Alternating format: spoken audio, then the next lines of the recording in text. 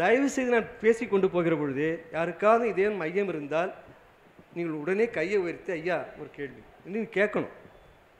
இல்லைன்னா அது ஒரு ஒரு சாரா கருத்து சொல்லிட்டு போகிற மாதிரி இருக்கும். கடவுள் ஒருவரேன்னு ஏன் சொல்கிறோம்? நான் அடிக்கடி என்ன சொல்லுவேன்னா, நமக்கு இருக்கிறது ஒரே பூமி தான், ஒரு பூமி தான் இருக்குங்க. அந்த ஒரு பூமியில் இப்போ முகமது என்ன சொல்கிறாங்க? அல்லாஹ் தான் உலகத்தை படைத்தார். இயேசு கிறிஸ்து என்ன சொல்கிறாங்க? இயேசுடைய தந்தை தான் இந்த உலகத்தை படைத்தார். வைஷ்ணவர் என்ன சொல்கிறாங்க? நாராயணன் தான் உலகத்தை படைத்தார். சைவர் என்ன சொல்கிறாங்க? சிவன் தான் உலகத்தை படைத்தான். இப்போ இருக்கிறது ஒரு பூமி தானே. இப்போ இவ்வளோ பேர் எப்படி இங்கே படைச்சிருக்க முடியும்? நீங்கள் அறிவு கொண்டு ஒரு 5 நிமிஷம் சிந்திச்சு பாருங்கள். இருப்பது ஒரு பூமி, இத்தனை தெய்வங்கள் இருந்தால், இருப்பது இத்தனை தெய்வங்கள் இருந்தால் அப்போ என்ன ஒருத்தரும் பங்கு போட்டால் பிரித்தாங்க இந்த உலகத்தை? நீங்கள் அமெரிக்கா பக்கம் நீங்கள் பிரிச்சுக்குங்க, நீங்கள் படைங்க. இந்த பூமியுடைய கிழக்கு பக்கம் நீங்கள் படிங்க, நான் மேற்கு பக்கம் படிக்கிறேன். இந்த பூமியை கூறாக போட்டால் இத்தனை தெய்வம் படைச்சிருப்பாங்க. இருக்கிறது ஒரு தெய்வம் தானம்மா, ஒரு பூமி தானே. அப்போ இத்தனை தெய்வம் தான் எப்படி இப்படி பேர் படைச்சிருக்க முடியும்? அப்போது தெய்வம் ஒன்று தான், கடவுள் ஒருவரேன்னு பெருமான் சொன்னார். அது அறிவுக்கு பொருந்ததா இல்லையா? பல கடவுள் இருந்தால் எப்படி ஒரு பூமி அத்தனை பேர் சேர்ந்து படைச்சிருக்க முடியும்? ஆகையினாலே அது மட்டும் இல்லை, உலகத்தில் இருக்கிற உயிர்களை பாருங்கள். எல்லாருக்கும் 2 கண்ணு, ஒரு மூக்கு, 2 காது, வாய், கை, 5 விரல். அமெரிக்காவில் கொண்டு 7 விரலாக இருக்குது. உலகத்தில் இருக்கிற அத்தனை மனிதர்களுக்கும் 5 விரல் தான், ஒரே மாதிரி தான் உருவம் இருக்குது. இப்போ நாய் எடுத்துங்க, உலகம் முழுவதும் ஒரே மாதிரி தான் நாய் இருக்குது. அப்போ அந்த உயிர்களை படைச்சது ஒருத்தன் தானே இருக்க முடியும். இப்போ 5 கடவுள் படைச்சிருந்தா 5 விதமான நாய், 5 விதமான மனுஷன் இருக்கணும் இல்லை? இல்லை இல்லை, இது பெரிய ஆராய்ச்சியாக தேவைங்க. கடவுள் ஒருவரேன்னு பெருமான் சொல்கிறாருன்னா அது ஏற்றுக்க வேண்டியதாக இருக்கு இல்லைங்களா? ஆனால் நம்ம என்ன செய்கிறோன்னா, நினச்சி பாருங்கள் எல்லாரும் தயவுசெய்து மனசில் கை வச்சு, நம்முடைய வழிபாட்டு அறைக்கு போனோம்னா எத்தனை கடவுள் இருக்கு நம்ம சாமி ரூமில்? சிவபெருமான் இருக்கார், முருகர் இருக்கிறார், விநாயகர் இருக்கார். தவறுன்னு சொல்லலை. என்ன சிந்திக்கணும்னா, இத்தனை 100 கடவுள். சில பேருடைய நான் பூஜை அறைக்கு சென்றிருக்கிறேன். முழுவதும் பார்த்தீங்கன்னா ஒரு 100 படம் இருக்கும், ஒரு 20 சிலை இருக்கும். பெரியவர்கள் வீட்டுக்கும் போயிருக்கேன், சின்ன வீட்டுக்கும் போயிருக்கேன். கேபி சுந்தரமால் வீட்டுடைய பூஜை அறைக்கும் நான் போயிருக்கேன். எல்லார் வீட்டுக்கும் போயிருக்கேன். கிருபானந்த யார் வீட்டுக்கும் போயிருக்கேன். ஆனால் இத்தனை 1000 சாமி ஏன் வச்சுருக்கோம் நம்ம வீட்டில் பூஜை அறையில்? குறைஞ்சி ஒரு 30,000 சாமியாக அறையில் வச்சுருக்கோம்ல. நினச்சி பாருங்கள். அப்போ என்ன நினைக்கிறோம்னா, இந்த முருகர் கை விட்டாலும் விட்டுருவார், சரி சிவபெருமான் வழிபட்டு வைப்போம். சிவபெருமான் கை விட்டாலும் விட்டுவார், இந்த அம்மா மாரியாத்தாலும் வழிபட்டு வைப்போம். அப்போ ஒரு கடவுள் நம்பிக்கை இல்லையா நமக்கு? கடவுள் மேல் நம்பிக்கை இருந்தால், இறைவன் காப்பாற்றுவான் இருந்தால் ஒரு தெய்வம் இருக்கணும் இல்லை? அதுக்காக நான் தவறுன்னு சொல்ல நினைக்காதீங்க. எதுக்காக பெரியவங்களாம் வச்சாங்கன்னா, அவரவர்களுக்கு பிடித்த தெய்வத்தை மனசிலே பாவித்து ஒரு கடவுள் வழிக்கு வான்னு கூப்பிட்றதுக்காக வச்சாங்க. நம்ம என்ன செய்கிறோம்னா அதையே பிடிச்சிக்கிட்டு இருக்கோம். இப்போ எல்கேஜி யூகேஜியில் படம்லாம் போட்டு அழகாக கிளி படம்லாம் போட்டு அவனால் விளக்குறாங்க. அழகாக இருக்கேன்னு அதுவே நம்ம எஸ்எஸ்சி வரைக்கும், எம்எஸ்சி வரைக்கும், பிஹெச்டி வரைக்கும் பண்ண முடியுமா? கடந்து வரமில்லை. அதுபோல் சமய மதங்களிலே சரியாக பல உருவங்களை சொல்லி ஓடுகிற மனதை ஓடாமல் பிடித்து வைக்க ஒரு உருவத்தை சொன்னார்கள். நம்ம என்ன செய்யணும்னா அந்த உருவத்தையே தெய்வமாக பாவித்து அதையே பிடிச்சிக்கிறோம். கற்பனை வேறு, உண்மை வேறு. கடவுள் ஒருவர் என்பது உண்மை, மற்ற உருவங்கள் எல்லாம் கற்பனைகள். கலை உரைத்த கற்பனையே நிலையென கொண்டாடும் கண்மூடி வழக்கமெல்லாம் மண்மூடி போக. சரி, இதெல்லாம் சொல்கிறது ரொம்ப எளிமையா, ஆனால் பயமாக இருக்கேன். இத்தனை நாள் வழிபட்டுட்டு வந்த தெய்வங்களை திடுதுப்புன்னு ஒரு தெய்வம்னு சொல்லி மற்றதை விட முடியுமா? சாமி குத்தம் வந்துடாதுங்களா? ஒரு நாளும் வராதம்மா. இப்போ நாங்களாம் 70-80, எனக்கு 76 வயசாகுது. நான் பிறக்கிறதுக்கு முன்னிருந்து 3 தலைமையாக ஐயா சொன்னார். என் தாத்தா அவர்கள் மேட்டுக்குப்பத்திலே வள்ளல் பெருமானை பார்த்தவர்கள் கண்ணாடி.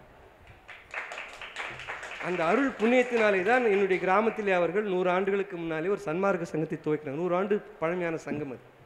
நம்ம மூப்பா பாபு ஐயா கூட அந்த கிராமத்துக்கு வந்திருக்கார், என்னுடைய சொந்த பிறந்த ஊருக்கு. ஆகினால பிறப்பாலே சன்மார்க்க 3ஆம் தலைமுறை சன்மார்க்கா இருக்கிறதுனால எனக்கு என்ன நன்மைன்னா, அவங்க காலத்தில் இந்த சடங்கெல்லாம் போயிடுச்சு, பல தெய்வ வழிபாடெல்லாம் போயிடுச்சு. நாங்கள் நல்லா இல்லையா? நல்லா தானம்மா இருக்கேன். நான் என்னை பற்றி அதிகமாக சொல்லக்கூடாது, நல்லா தானே இருக்கேன். ஒரு 5-6 ஆளுகளுக்கு என்னை டெல்லியில் டைரக்டரெலாம் வச்சுருந்தாங்க.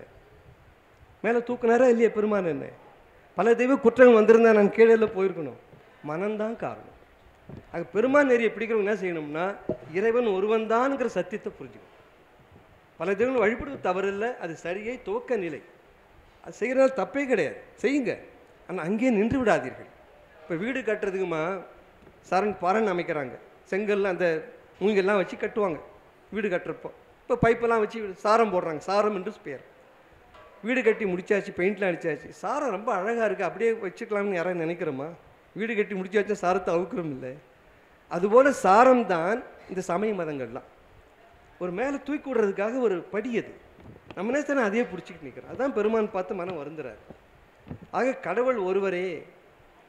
உங்களுக்கு ஒரு சின்ன கதை சொல்ல, ஏன்னா சாப்பாட்டு நேரமாக இருக்குது. திருச்செந்தூரில் சூரசம்ஹாரம் நடந்துகிட்டு இருக்கு. அங்கே அழகாக ஒருத்தர் இன்னும் ஒரு 1/2 மணி நேரத்தில் சூரசம்ஹாரம் ஆரம்பிக்க போகிறாங்க. ஆக குரலை ஏற்றி இறக்கி சிவாஜி கணேசன் மாதிரி ஒருத்தர் அழகாக முருகனை பற்றி பேசிக்கிட்டு இருக்கார், சூரசம்ஹார கதையை சொல்லிகிட்டு இருக்கார்.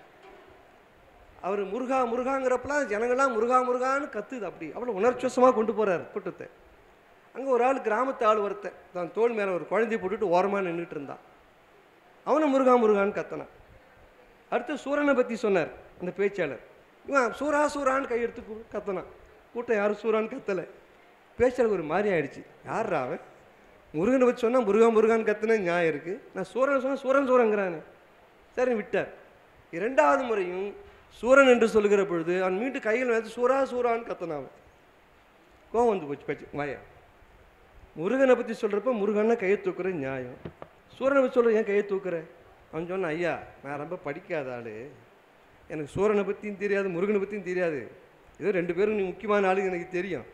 இன்னும் சூரசம்ஹாரம் நடக்கலை, அது நடந்து முடிஞ்சாதான் யார் ஜெயிப்பாங்கன்னு எனக்கு தெரியும். ஆனால் 2 பேரையும் சொல்லி வைப்போமே. அப்போ என்ன செய்கிறோம்? பூஜை அறையிலே பல தெய்வங்களை வச்சுருக்கோம். முருகன் விட்டா விநாயகர் காப்பாற்றும், விநாயகர் விட்டா சிவபெருமான் காப்பாற்றிட்டோம், எல்லாரும் விட்டானா அம்மன் காப்பாற்றிட்டோம். அப்போ ஒரு அவநம்பிக்கை நமக்கு இருக்கா இல்லையா? நமக்கு தெய்வங்களை வழிபடுங்கள் அம்மா, தவறில்லை, ஆனால் அங்கேயே நிற்காதீர்கள். மேலே பெருமான் கை தூக்கி வாங்கன்னு கூப்பிட்றாரு உங்களை. மேலே என்ன கூப்பிட்றார்? எல்லா தெய்வங்களுக்கும் பொதுவான ஒரு தெய்வம் இருக்கிறது, அதனுடைய லேசங்கள் தான் சிறிய லேசங்கள். என்ன அர்த்தம்னா ஒரு சிறு துளி மாதிரி, ஏகதேசம் சொல்லுவார் பாரு, அதுதான் மற்ற தெய்வங்கள் எல்லாம். ஆகியனாலே தெய்வம் ஒன்றுன்னு உணர வேண்டும். பெருமானுடைய உயிர் கொள்கையே தெய்வம் ஒன்றுதான். அதுக்கு பேர் சிவன் வைக்கிறார் பெருமான், அருட்பெருஞ்சோதின்னு வைக்கிறார். எல்லாரும் குழப்பம் வரலாம். ஏன் சார் தெய்வம் ஒன்றுன்னு சொன்னதுக்கப்புறம் சிவன் சொன்னால் அது சைவ மதத்தை சார்ந்திருக்காதா? சிவன் வேறு சிவம் வேறு, அதை நம்ம புரிஞ்சுக்கணும். அதை விளக்குவதற்கு காலம் நேரம் இல்லை இப்போது, நான் அதை விட்டுடுறேன். இப்போ சிவம் என்பது மிகப்பெரிய ஒரு ஐயா பேரொளி. அது சிவந்தவன்கிற சொல்லுதான் சிவனுதாக சொல்லுவார்கள். மிகப்பெரிய ஒரு பேரொளி, அகண்ட பேரொள் சக்தி. அது பின்னால் சிந்திப்போம் நம்ம. இப்போ காலம் வருகிறப்போ சிந்திக்கலாம். சிவம் என்றாலும் ஒன்று தான். அதுதான் அருட்பானுடைய ஞான முடியாக திகழ்வது அகவல். இந்த அகவலில் சொல்கிறார் அவர், எங்கே கருணை இயற்கையில் உள்ளன அங்கே விளங்கி அருட்பெரும் சிவமே. பெருமானுக்கு தெரியாதா? அருட்பெருஞ்சோதின்றியே சொல்லி வந்தவர் சிவன் ஏன் பாடுறார்? சிவம் வேறு, அருட்பெருஞ்சோதி ஆண்டவன் வேறு அல்ல. சிவம் என்பது வேறு, சிவன் என்பது வேறு, குழப்பிக்கூடாது. சிவலிங்கத்தில் நம்ம கோயிலில் பார்க்குறோம் ஐயா, திருவிழா செய்கிறோமே, அதெல்லாம் சிவன். சிவம் என்பது எல்லாவற்றையும் தாங்க பேரண்ட பெரு நாயகன். அது பேரொளி, அண்டமுழுந்து நிறைந்திருக்கக்கூடிய, அண்ட சராசரமெல்லாம் இயக்கக்கூடிய ஒரு பேரொளி, பெரும் சக்தி. அதை அருட்பெருஞ்சோதி என்று வைத்துக்கொள்ளலாம். இந்த நான் வழிபடுற வழிபாட்டு முறை இருக்குது பாருங்கள், அதெல்லாம் பிள்ளை விளையாட்டுங்கிறார் பெருமாள். பிள்ளை விளையாட்டுன்னா புரியுதா உங்களுக்கு? நான் கூட சின்ன வயசில், ஏன்னா நான் ஒரு சன்மார் குடும்பத்தில் பிறந்ததுனால இந்த கோலி அதெல்லாம் விளையாண்டதே இல்லை என் வாழ்க்கையில். பம்பரமாக எனக்கு தெரியாது. சின்ன வயசுலேயே கருத்திருப்பு என்ன விளையாட்டுன்னு கேட்டிங்கன்னா, வீட்டில் ஒரு சாமி மாதிரி இருக்கும், அது ஒரு சின்ன தேர் மாதிரி செய்து அது டூம் டூம் சொல்லி விளையாடிட்டே இருப்போம். சாமி விளையாட்டு தான். அதை தவிர வேறு விளையாட்டு நான் விளையாடியதில்லை. சிறு தேர் உருட்டுதல், சின்ன தேர், நொனாக்காயின்னு ஒரு காய் இருக்கும், அதில் அந்த குச்சி சீப்பாங்குச்சியெல்லாம் சீவி தேர் மாதிரி செய்து அதில் ஒரு சாமி வச்சு வீட்டிலே தாவார் 4 தேரில் இழுத்துக்கிட்டு இருப்பேன். அதான் விளையாட்டு. அப்போ பெரியவங்க என்ன செய்வாங்க? கற்பூரம் காட்டுவாங்களா? அதுக்கு என்ன சொல்லுவாங்க? அது சின்ன பிள்ளை விளையாடுது. அப்போ நான் விளையாடுகிற விளையாட்டு என் பெரியவர்கள் எல்லாம் சிறு பிள்ளை விளையாட்டு நினச்சாங்கல்ல. அப்போ இறைவன் பார்க்குறான் மேலே. இப்போ என்ன ஒரு செப்பு சிலை இருக்குது, ஐம்பொன் சிலை இருக்குது, அதை கொண்டு போய் தேரில் வைக்கிறான், கட்டுறான், அது அலங்காரம்லாம் பண்ணுறான், சுற்றிக்கிட்டு வரானே. அப்போ அவன் நினைக்கிறான், அது எப்படி பிள்ளை விளையாட்டோ இது பெரிய பிள்ளை விளையாட்டு, அவ்வளோதான். யாருக்கா மனசு புண்படலாம். ஏன் சார் இப்போ நாங்கள் போன வாரம் தான் போய் ஆழித்தேர் பார்த்து வந்தோம் திருவாரூரில். பிரம்மாண்டமாக இருந்தது, கண்கொள்ளா காட்சி. ஆனால் அப்போ என் மனசில் என்ன தோணுன்னா, இதை பார்ப்பதற்காக இவ்வளோ செலவு பண்ணி கார் எடுத்துக்கிட்டு நம்ம வந்து இவ்வளோ தூரம் வந்து பார்க்குறோமே, என்ன திருவருள்னு கேட்டிங்கன்னா, அந்த ஆழித்தேரில் அந்த தேர் புறப்படுறதுக்கு முன்னாடி 10 நிமிஷம் என்னை கூட்டு பேச சொன்னார்கள் அங்கே. அது ஒரு பெரும் பேர் கிடைத்தது எனக்கு. அப்போ அந்த கருத்தெல்லாம் நான் விதைத்தேன் அங்கே. அப்போ நம்ம என்ன புரிஞ்சுக்கணும்னா, அந்த தேர் என்பது ஒரு உருவகமாக உடலை வைத்தார்கள். அந்த தேரில் இருக்கிற சாமி தான் நம்ம இதயத்தில் இருக்கிற கடவுள். அப்போ நாம் தான் நடமாட ஒரு மனிதன் தான் அந்த தேர். ஆனால் எத்தனை பேர் புரிஞ்சுக்கிறோம்? அது தேரை வந்து ஒரு உண்மையான தேராக கருதி, சாமி இருப்பதாக கருதி, அதற்காக நாம் எத்தனை ஆயிரம் ஆண்டுகள் விழா செய்துட்டு இருக்கோம் பாருங்கள். அப்போ மேலே இருக்க இறைவனை நினைப்பான், ஞானிகளை நினைப்பாங்க. அருட்பெருஞ்சோதி ஆண்டவனுடைய அருளை பெற்ற ஞானிகள், நான் எப்படி சிறு வயதிலே ஒரு நுணாத்தேரை செய்து அந்த சாமி 4 சாவாரம் சுற்றி வந்தனோ, பிள்ளை விளையாட்டோ, அதுபோல் ஒரு ஞானி இருக்காருன்னு வச்சுங்க, மகரிஷிகள் ஞானிகள். அவனே நினைப்போன்னா இது பெரும்பிள்ளை விளையாட்டு, அவ்வளோதான். அதனால தான் பெருமான் பாடுகிறார், இதெல்லாம் பிள்ளை விளையாட்டுன்னு சொல்கிறார். அப்போ என்ன செய்யணும்? எல்லாம் விட்டுடணுமா? கடந்து வரணும். அதான் அடுத்து நான் சொல்கிறேன், இந்த சமயம் சன்மார்க்கத்துக்கு விரோதம் இல்லை, அதை புரிஞ்சுக்கணும். ஏன்னா நான் அடிக்கடி மூப்பா பாப்புக்கிட்ட சொல்லி ஐயா கிட்ட சொல்லுவேன், நிறைய சன்மார்க்கத்தில் இது மாதிரி தவறான கருத்தில் விதைத்து கொண்டிருக்கிறார். இதெல்லாம் தூக்கி உடப்பில் போடுங்க, தூக்கி எறியுங்க. எதையும் வெறுப்பது சன்மார்க்கம் இல்லை. இப்போ சமய மதங்கள்னா தூக்கி எறியணும்னு அர்த்தம் இல்லை. இந்த சமயத்தினுடைய கருத்துக்களை, சமயங்கள் சொல்கிற கருத்துக்களை, மதங்கள் சொல்கிற கருத்துக்களை உள்வாங்கி தான் சன்மார்க்கம். தூக்கி போடுறது வேற, உள் வாங்கிறது வேற. இப்போ ஈவேரா பெரியார் இருந்தார், கடவுளை தூக்கி போடுனார். பெருமான் உருவங்களை கடந்து வாங்குறார், தூக்கி போட்டார், அவர் போடலை. பெரியாருக்கு பெருமான் என்ன வேறுபாடு? கடவுளுடைய அந்த சத்தியத்தை, உண்மையை உள்வாங்கி கொண்டார், மேலே கொண்டு போகிறார். ஆக சமயத்தில் இருக்கக்கூடிய கருத்துக்களை உள்வாங்கி மேலேயே ஏறுவது, அதுக்கு தான் அனன்யம்னு பேர். ஒரு சமஸ்கிருத வார்த்தை. அந்நியம்னா வேறுபட்டன்னு அர்த்தம். இப்போ ஒரு சைனாக்காரன் வரான், நமக்கு அவன் அந்நியன்.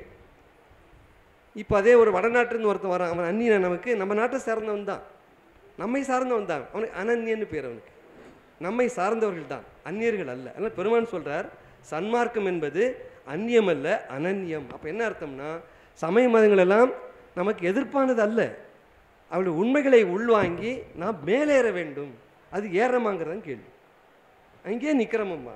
எத்தனை வருஷமா? எங்கள் தாத்தாவும் அப்படி தான் வழிபட்டார், 3ஆம் பட்டம் அப்படி தான் வழிபட்டார், 100வது பட்டம் அப்படி தான் வழிபட்டார். நானும் அதே மாதிரி என்னுடைய காலத்தை ஓட்டி விட்டால் நான் என்னை கடை தேர்றது. எல்கேஜிலே இருக்கிறோமா? நம்ம எல்கேஜி அப்புறம் UKG, first standard, second standard வரமா இல்லையா? அதுபோல் சமய பாடங்களே சரியை, கிரியை, யோகம், ஞானம் 4 சொன்னாங்கல்ல. நம்ம சரி கிரியை நின்று போகிறோமே, யோக ஞானத்தையே வரமாட்டேங்கிறோம். அதை சொன்னவரும் ஞானிகள் தானே, யோகத்தை சொன்னவர்களும் ஞானத்தும் நமது ஞானிகள் தானே. இப்போ ஞானி சொன்னதை ஒன்றை மட்டும் பிடிச்சிக்கிறோம், எது நம்ம எளிமையாக இருக்கோ அதை பிடிச்சிக்கிறோம். உதாரணமாக சன்மார்க்கத்தில் இப்போ அகவல் படிக்கிறது எல்லாருக்கும் பிடிக்குது, எல்லா சங்கத்திலையும் படிக்கிறோம், முற்றுவதெல்லாம் பண்ணுறோம். தவறு என்று சொல்லவில்லை. அதையே நின்றுட்டா அகவல் படிச்சுட்டே இருந்தால் நமக்கு மனநல கிடைச்சிருமா? ஐயா சொன்னாங்க பாருங்கள், பொருள் வந்து சொல்லணும், பொருள் தெரிஞ்சுக்க முயலணும். சரி, எல்லாராலும் பொருள் புரிஞ்சிக்க முடியல, அடுத்த நிலை என்ன? அடுத்த நிலைக்கு போகணுமா இல்லையா? ஆக சரீக்கிரியை நின்று போகாமல் மேல்நிலைக்கு அழைப்பது தான் சன்மார்க்கம். அதுதான் சுத்த சன்மார்க்கம். இவ்வளோ பேர் ஐயாவோட வேண்டுகோளை ஏற்று இவ்வளோ பேர் வந்திருக்கீங்க. நீங்கள் வீடு திரும்பி செல்லுகிற பொழுது 1-2 கருத்தாவது மனசில் பதியணும். இல்லைன்னா இவ்வளோ பேர் ஐயா போன்றவெல்லாம் வந்துக்கு சொல்ல வேண்டிய பயன் இல்லாமல் போயிடும். அது என்ன 1-2 கருத்துகள்? இறைவன் ஒருவன் தான், நாம் வழிபடுவதெல்லாம் ஆரம்ப நிலை, பல உருவங்களை வழிபட்டு கொண்டிருக்கிறோம். நாம் இங்கே நின்று போகக்கூடாது. இவளெல்லாம் தாண்டி எல்லாவற்றிற்கும் பொதுவாக இருக்கக்கூடிய ஒரு பரம்பொருள் இருக்கிறது. அது ஒளி வடிவானது, அது வெளி வடிவானது. அதுக்கு நிறைய சான்றுகள்லாம் எடுத்து வந்திருக்கேன், நீ காலம் இல்லாதன்னு சொல்ல. நிறைய பாடல்கள்லாம் வரும். நான் சொல்லியிருக்கிற அத்தனை கருத்துக்களுக்கும் பாடல் இருக்கிறது. இது வந்து படிப்பதற்கே நேரம் இல்லை. ஆகினால் மேற்கொண்டு நான் சொல்லுகிறேன், சடங்குகளை தவிர்க்க வேண்டும். என்ன சடங்குங்கிறது? சன்மார்க்கத்துக்குள்ளே வந்தாச்சுன்னா இந்த சடங்கு விட்டு தான் ஆகும். நிறைய பேர் கஷ்டமாக இருக்குது. எப்படி சார்? மூதாதையர் பழக்கம் சார்.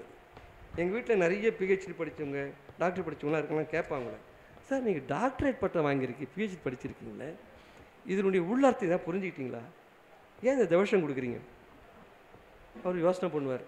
ஏன்னா நாங்கள் வந்து ஒரு சைவ வேளாட மரப்பை சார்ந்தவங்க, நாங்கள் அது செய்தே ஆகணும். எங்கள் தாத்தாலாம் விடமாட்டார். ஏடா சைவ வேளாட பொருட்டு விடப்படாது. எங்கள் தாத்தா தான் சன்மார்க்கு வந்துட்டார், அதுக்கு முன்னே சொல்கிறேன். அப்போ நான் கேட்பேன், என்னுடைய பிஹெச்டி படித்த எங்கள் சொந்தக்காரெலாம் கேட்பேன், நிறைய படித்தவர்கள். அது பொருளாக எனக்கு தெரியாது சார், இப்போ திதி கொடுக்குறோம், என்ன சார் ஏன் சார் செய்கிறீங்க, அதெல்லாம் தெரியாது சார், பெரியவங்க செய்தாங்க நான் செய்துட்டு, அது விடப்படாதுன்னு சொல்கிறாங்க, விட்டால் தப்பாகிடும், சாமி குத்தமாகிடும். அப்போ ஒரு கேள்வி, சடங்குங்கிறது என்ன பொருள் தெரியுங்களா? பொருள் தெரியாமல் சரி தான் சடங்குன்னு பேர். பொருள் தெரிஞ்சு செய்த சடங்குன்னு பேர் கிடையாது, தெரியாமே செய்கிறது. ஏன்னா பெரியவங்க செய்தாங்க. அது ஏன்னு கேள்வி கேட்டிங்களா என்னைக்காவது? நான் கேள்வி கேட்க சொல்லுவேன். என் பேரன் வந்திருக்கான், சின்ன வயசுலேருந்து வளர்க்குறப்ப எப்படி வளர்ப்பேன்னா அவனை ஏன்னு கேள்வி, ஏன்னு கேள்வி கேட்பது தான் சன்மார்க்கம் இல்லைங்க. அவர் சொல்லிட்டார், முத்துஜோதி சொல்லிட்டார், ஒத்துக்காதீங்க, உங்கள் அறிவுக்கு அது பொருந்தணும். நான் அப்படி தான் என் பேரனை வளர்த்துருக்கேன். எது எடுத்தாலும் ஏன்னு கேள்வி கேட்கணும். என் பையன் சின்ன வயசில் குழந்தையாக இருக்கிறப்போ 4-5 வயசாக இருக்கிறப்போ பிள்ளையார் சுற்றி கொண்டாடுறதுக்கு பிள்ளையாரில் பக்கத்து வீட்டிலாம் பிள்ளையார் சிலை வாங்குவாங்க. இனி ஒன்று வாங்கிக்கிடான்னுவேன். என்ன சார், நாங்கள் எந்த சடங்கு வீடெல்லாம் நாங்கள் கொண்டாடுறதில்ல, அவன் வாங்கிக்குவான். அதில் அபிஷேகம்லாம் பண்ண சொல்லுவான், அபிஷேகம்லாம் பண்ணுவான். 3 நாள் குளத்தில் போட சொல்ல அவனே கொண்டு போடுறான். ஏய் கேட்டியா என்ன கேள்வி? ஏன்பா நேற்று பால் அபிஷேகம் பண்ண சொன்னீங்க, நீ குளத்தில் போட சொல்கிறீங்கன்னு ஏன்னு கேள்வி கேட்டியா? ஆமாம், அதுக்கு தான் உனக்கு பிள்ளையார் சொல்ல வாங்கி கொடுத்தேன், கேட்டியா நீ என்ன? நீ இப்படி வளர்க்கணும் பிள்ளைகளை.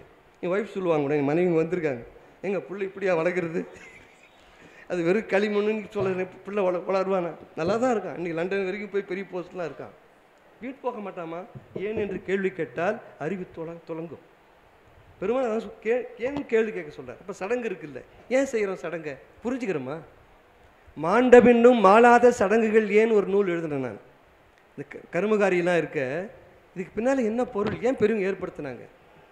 மாண்டபின்னும் மாளாத சடங்குகள் ஏன் 7 குச்சி வைக்கிறாங்க பாடியில்? காரணம் இருக்கணுமா இருக்கக்கூடாதுங்களா? 7 பிறவிகளை தாண்டி நம்ம வந்திருக்கோம். இந்த பாடி இப்படி நிமித்தி வச்சு பாருங்கள், ஏணிமா இருக்கும். அதில் 7 குச்சி இருக்கும், ஒரு குச்சும் ஒரு பிறவி. இந்த 7 பிறவியை தாண்டி இந்த மனித தேகத்தை பெற்று இருக்கிறியே, நீ செத்து போய் கீழே இருக்கிறே நியாயமானு கேட்குறாங்க ஞானிகள். மேலே இருக்கால ஞானிகளும் கேட்குறான், அட பாவி, 7 பிறவி புல்லாகி பூடாய் புழுவாய் மரமாய் பல்விரகமாய் பாம்பாயின்னு எல்லா பிறப்பும் பிறந்தெழுத்தின் எம்பெருமான்னு சொல்கிறார் மாணிக்க வாசகர். 7 பிறவி எடுத்து வந்தியப்பா, இந்த தேகத்தை விட்டுட்டியே, பணமாக கீழே கிடக்குறியே, அது யார் கேட்குறது? ஞானி கேட்குறாங்க. அதுக்காக 7 குச்சி வச்சு பாடைய வச்சாங்க. இதுபோல் ஒன்றொன்றுத்துக்கும் பொருள் இருக்கிறது. சுடுகாட்டில் போய் புதைக்கிற வரையில் இந்த நூலில் நான் எழுதியிருக்கேன். எதுக்காக சொல்லலாமா? பொருள் தெரியாமல் செய்தால் அது சடங்கு, பொருள் தெரிஞ்சு போச்சா நீங்கள் செய்ய மாட்டீங்க. அதான் இல்லை சூட்சமாக இல்லை. பொருள் தெரியாத வரைக்கும் செய்துட்டு இருப்பீங்க சடங்குன்ட்டு. பொருள் தெரிந்து கொண்டால் இதுதானா, அதுக்கு அடுத்த நிலை என்னன்னு மேலே போயிடுவீங்க. அப்போ சடங்கு என்னன்னா பொருள் தெரியாமலும் செய்து கொண்டிருக்கிறோம். பெருமான் வேண்டாங்கிற ஒருத்தன் ஒரு ஆத்தங்கரை நின்று தண்ணியை கரைக்கு இறச்சிக்கிட்டு இருந்தான். ஒருத்தன் போய் கேட்டான், ஏன்யா ஆற்றுல இருக்கிற தண்ணி கரையில் இறச்சிக்கிட்டு இருக்கியே, ஏன் அறிவு கட்டத்தன ஏன் சேலை செய்கிறேன்னு? இல்லைங்க, பெங்களூரில் எனக்கு ஒரு நிலம் இருக்குது, ஒரு மிளகாய் ஆற்றுல நட்டுருக்கேன், காஞ்சி போதும் எனக்கு கடிதாசி வந்தது, அதுக்காக தண்ணி இறச்சிட்ருக்கேன். அவன் சொன்னால் உனக்கு அறிவு இருக்கா? நீ இங்கே இறக்கிறீ, அது பெங்களூருக்கு போகுமா அந்த தண்ணி?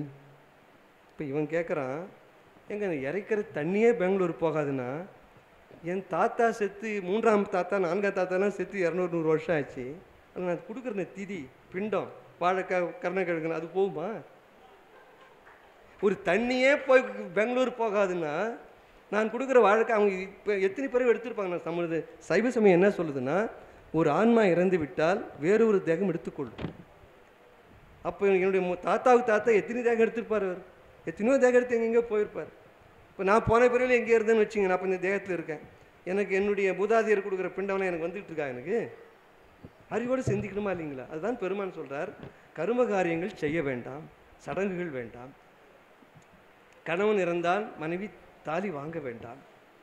என் தாய் தாலி வாங்கவே இல்லை. என் தாய் என் தந்தையார் இறந்த பொழுது வாங்கலை. பெரியவங்களாம் வந்தாங்க. ஏன்னா நான் சொன்ன பாருங்க, ஏற்கனவே சைவலாத மரபுங்கிற ரொம்ப சடங்குலாம் பிடிச்சிட்டு இருக்கிற மரபு அங்கே வந்தாங்க. அதெல்லாம் முடியாது, பார்வதி வாங்கிடு. அவங்க ஒரே வார்த்தை என் தாய் சொன்னார்கள், வள்ளற்பெருமான் அருட்பாவிலே புருடன் இருந்தால் தாலி வாங்க வேண்டாம் என்று எழுதிவிட்டார், அதான் எனக்கு வேதம் போயாண்டாங்க. என்ன ஆச்சுங்க, அவங்களும் நல்லா தான் இருந்தாங்க. அதுக்கப்புறம் நாங்கள் இத்தனை பிள்ளைகள் பிறகு நாங்கள் நல்லா தான் இருக்கோம். பெருமான் என்னை ஏறான விமர்சையில் ஏற்றி விட்டுருக்கிறார். நான் பார்க்காத நாடுகள் இல்லை, வகிக்காத பதவிகள் இல்லை. எப்படி மேலே தூக்கி விட்டான் இறைவன்? சடங்கு தவிர்த்து தான் எனக்கு தீங்கு வந்துதா? எனக்கு என்னை ஏன் சொல்கிறேன்னா, நான் கற்பனையாக சொல்லவில்லை, உங்கள் முன்னே சாட்சியாக இருந்து நான் சொல்லுகிறேன். இவளெல்லாம் ஒரு மாயை ஐயா. அதனால தான் பெருமாள் தாண்டி வாங்கங்கிறாரு. இந்த சடங்குகள்லாம் விட்டு மேலே வாங்கங்கிறாரு. நம்ம கொடுக்குற பிண்டம்லாம் யாருக்கு போனால் அதிகபட்சம் அந்த ஐயருக்கு ஒன்றா போகலாம். தாத்தம் பாட்டுக்கெல்லாம் போக முடியாது. ஒரு மணி ஆர்டர் அனுப்புறீங்க, அந்த மணி ஆர்டரில் அந்த அட்ரஸில் அந்த ஆள் இல்லை, அந்த பணம் எங்கே நான் திரும்பி போஸ்ட் ஆஃபீஸ் தான் வரும். என் தாத்தா எந்த உடம்பு அவர் வேற எத்தனையோ தேங்க எடுத்து போயிட்டார் இல்லை, நீ கொடுக்குற பிண்டை எப்படி போகும்? அதுதான் அறிவோடு சிந்திப்பது தான் சன்மார்க்கம். இதுதான் பெருமான் சொல்றார், சடங்குகள் வேண்டாம், தவிர்க்க வேண்டும். கண்மூடி வழக்கமெல்லாம் மண்மூடி போக, கலை உரைத்த கற்பனையே நிலையென கொண்டாடும் கண்மூடி வழக்கம் வழக்கம் போக. கற்பனை வேற, உண்மை வேறுங்க. இறைவன் ஒருவன்தான் என்பது உண்மை, அதுக்கு நாம் கற்பித்திருக்கிற உருவங்களெல்லாம் கற்பனை. நம்ம என்ன செய்யறோன்னா கற்பனையே உண்மை நினச்சிக்கிட்டு இருக்கோம். ஒரு பையன் ட்ரெயினில் போயிட்டுருக்கான், மரங்கள்லாம் ஓடுற மாதிரி தெரியுது, அது உண்மையாது? அது அவனுடைய கற்பனை. ட்ரெயின் தான் ஓடுது, ஆனால் அவன் பார்ப்பதுக்கு மரம்லாம் ஓடுற மாதிரி இருக்குது. நம்ம என்ன செய்யறோன்னா கற்பனையை மரம் ஓடுறதா உண்மை நினச்சிக்கிறோம். அதுபோல் இறைவன் ஒருவன் தான் என்பது உண்மை, அந்த ஒரு இறைவனுக்காக இருக்கிற உருவங்கள் எல்லாம் கற்பனை. நம்ம கற்பனை உண்மை என்று பிடித்துக்கிறோம். கற்பனை வேறு, உண்மை வேறு. அதுதான் பெருமான் நம்ம புரிஞ்சுக்க சொல்கிறார், அதை புரிஞ்சுக்கணும். அடுத்தது கடவுளை அடையும் வழி 2. அது உயிர் தொண்டு, அதாவது பரோபகாரம், மெய்ப்பொருளை ஆராய்தல், சத்து விசாரம். இது அழகாக சொன்னாங்க ஐயாக்கள், எல்லாருமே சொன்னாங்க. சத் விசாரம், பரோபகாரம். சில பேர் சொல்லுவான், இந்த வாழ்க்கை என்ன ஒரு டல்லாக இருக்குது, ஒரு காரசாரமாக இல்லைங்க. பெருமான் கொடுக்குற காரசாரம் எது தெரியுங்களா? பரோபகாரம் அது காரம், சத் விசாரம் அது சாரம். வாழ்வுடைய காரசாரம் எதுன்னு கேட்டிங்கன்னா பரோபகாரம் சத் விசாரம் தான். மற்றவர்களை ஒரு உயிர் இறங்குவதை பார்க்கிற பொழுது அதுக்கு இறங்குறதாங்க கருணை. சில பேர் சொல்லுவான், அப்போ இதுக்காக திருப்பதி தேடி போய் இந்த உண்டியில் போட்டால் தான் புண்ணியமா? அப்படிலாம் இல்லை.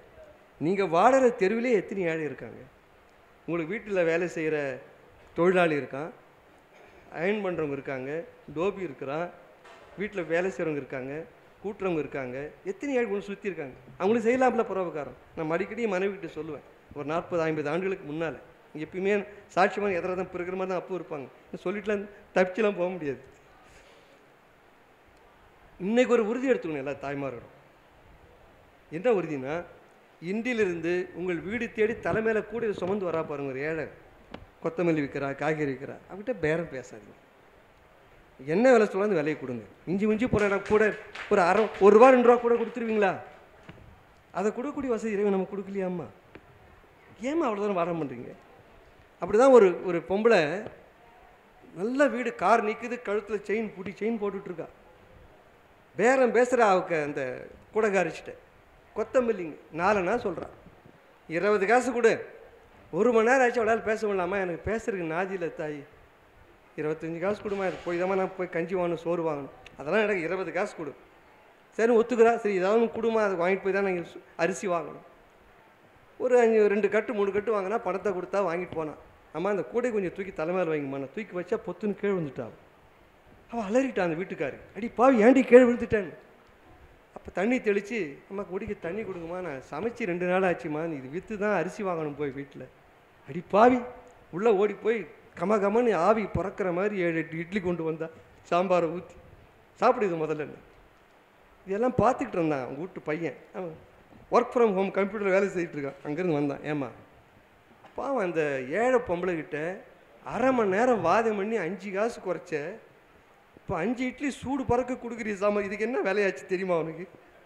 இப்போ அவன் சொன்னான், பார் அது வியாபாரத்தில் கருணை பார்க்கக்கூடாது, கருணையில் வியாபாரம் பண்ணக்கூடாது. ஆனால் பெருமான் சொல்லுகிறார், 2லையும் நீங்கள் கருணை பார்க்க வேண்டும். அங்கே தான் பெருமான் வேறுபடுறார். வியாபாரத்திலும் கருணை வேண்டும், கருணையிலும் கருணை வேண்டும்.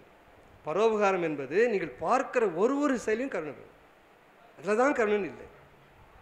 இப்போ என்னென்னா, இந்த உயிரிறக்கம் உள்ள மனுஷனாக இருந்தால் சில யோகிகள் ஞானிகளை நான் பார்த்துருக்கேன். அவங்க தோல் மேலே வந்து உட்காரும் பறவைகளை. பார்த்துருக்கீங்களா நீங்கள்? நான் பார்த்துருக்கேன். சில யோகிகளை நான் பழகியிருக்கேன். தோளில் உட்காரும், வீட்டில் அணில் வந்து காலெலாம் உட்காந்துருக்கும். ரமண மகரிஷிக்கு சுற்றி எல்லா மிருகங்களும் உட்காந்துருக்கும். அப்போ அது தெரியுமா அதுக்கு? இவர் ரமண மகரிஷின் பேர் தெரியுமா அதுக்கு? அந்த கருணையினுடைய அலை இருக்குது பாருங்கள், அந்த உயிர்களை சென்று அடையக்கூடிய ஆற்றல் உள்ளது. கருணை வேணுங்க மனசில். அது ஏன் தாய்மாருக்கு குறிப்பாக சொல்கிறேன்னா, உங்களுக்கு அந்த கருணை வந்துடுச்சு. நம்ம ஒரு பயிற்சி, என்னுடைய குருநாதர் வந்து குங்குலி சுவாமிகள் பேர். குங்குலி சுவாமிகிட்ட பயிற்சி பெற்றவங்க. நாங்கள் இப்படி தான் பேசிக்கிட்டே இருப்போம். டக்குன்னு நிறுத்திடுவார். கதைக்கு துணை கதை உள்ளே போயிட்டே இருக்கும். நம்ம என்ன செய்வோம், கதை மேலே கதை கேட்குறப்ப நம்ம எங்கே ஆரம்பிச்சோமோ அதை மறந்துடுவோம். அப்போ என்ன கேட்பாருன்னா, நிறுத்து முத்துஜோதி, இந்த கதை எதுக்காக வந்ததுன்னு கேட்பார். அந்த கதைக்கு மேலே 3 கதை வந்தாச்சு. இப்போ மனசு போகாது. அப்போ தான் எப்படி பயிற்சி பண்ணுவார்னா அவர், நான் ஒரு கருத்தை சிந்திக்கிற பொழுது மனம் எங்கே இருக்கணும் தெரியுங்களா? இந்த புருவ மத்தியில் இருக்கணும். புருவ மத்தியில் இருக்கணும் மனசு எங்கே இருக்கணும்? புருவ மத்தியில். அதில் தான் பொட்டு வச்சு காட்டுறோம், அழகுக்காக அல்ல. இந்த உடம்பனுடைய ஒட்டுமொத்த புவியீர்ப்பு மையம் எதுன்னா அது புருவ மத்தி தான். அதுக்கு நிறைய அறிவியல் விளக்கம்லாம் இருக்குது, அதை நம்ம பேச வேண்டாம். இப்போ அந்த புருவ மத்தியில் ஏன் பொட்டு வச்சு காமிச்சாங்கன்னா, நான் ஒரு கருத்தை சிந்திக்கிற பொழுது அது வீட்டில் பிள்ளைகளுக்கு கல்யாணம் பண்ணுற காட்சியாக இருக்கலாம், ஒரு ஆடு வாங்குறதா இருக்கலாம், மாடு வாங்குறதா இருக்கலாம், வீடு கட்டுறதா இருக்கலாம், இறைவனை பற்றி சிந்திப்பதாக இருக்கலாம். எதுவாக இருந்தாலும் மனம் எங்கே இருக்கணும்? புருவ மத்தியில் இருக்கணும். அது சமஸ்கிருதத்தில் ஜாக்கிரதா அவஸ்தைன்னு பேர் இருக்குது. தமிழில் விழிப்பு நிலைன்னு சொல்லுவோம். அங்கேருந்து மனம் கீழே இறங்குச்சிங்க, கழுத்துக்கு சொப்பனம், கழுத்து மட்டும் சாயும். அப்புறம் சுழுத்தி, மார்புக்கு வந்தால் சுழுத்தின்னு பேர். அப்புறம் துரியம், அப்புறம் துரியாதீதம், மூலாதத்துக்கு போயிடும். மனம் கீழே இறங்க என்ன ஆகிடும்னா மனசு ஓடிப்படும். ஆக மனம் ஒரு இடத்துல எங்கே இருக்கணும்? புருவமத்தியில் இருக்கணும்.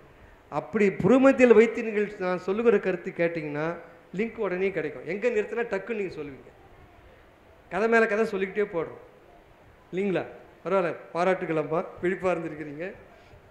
அது கடைசியாக எதுக்காக சொன்னேன்னா, பெருமான் அது வியாபாரமாக இருந்தாலும் சரி, உலகில் இருந்தாலும் சரி, என்ன தேவைன்னா கருணை தான் தேவை. அதான் பரோபகாரம். பரோபம் என்பது நம்ம மனதில் இடக்கூடிய உயிர் இறக்கம். உயிர் இறக்கத்தான் என்ன வரும்? ஆன்ம உருக்கம் வரும். ஆன்ம உருக்கம் தான் கடவுள் வழிபாடு.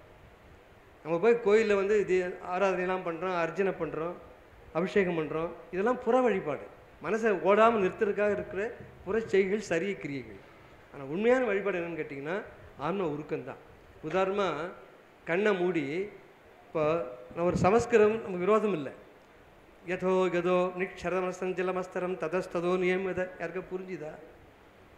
இதே நீங்கள் அதே கடவுளை பார்த்து, யானே பொய், என் நெஞ்சும் பொய், என் அன்பும் பொய், ஆனால் வினையேன் அழுதால் உன்னை பெறலாமே, மனம் உருகுதா இல்லைங்களா? மாணிக்கவாசகரா பொய்யே நம்மளை ஏற்றி படுறாரு. நானும் பொய், என் நெஞ்சும் பொய், என் அன்பும் பொய்ங்கிறார். நினைக்கிற மனசு உருகுதா இல்லைங்களா?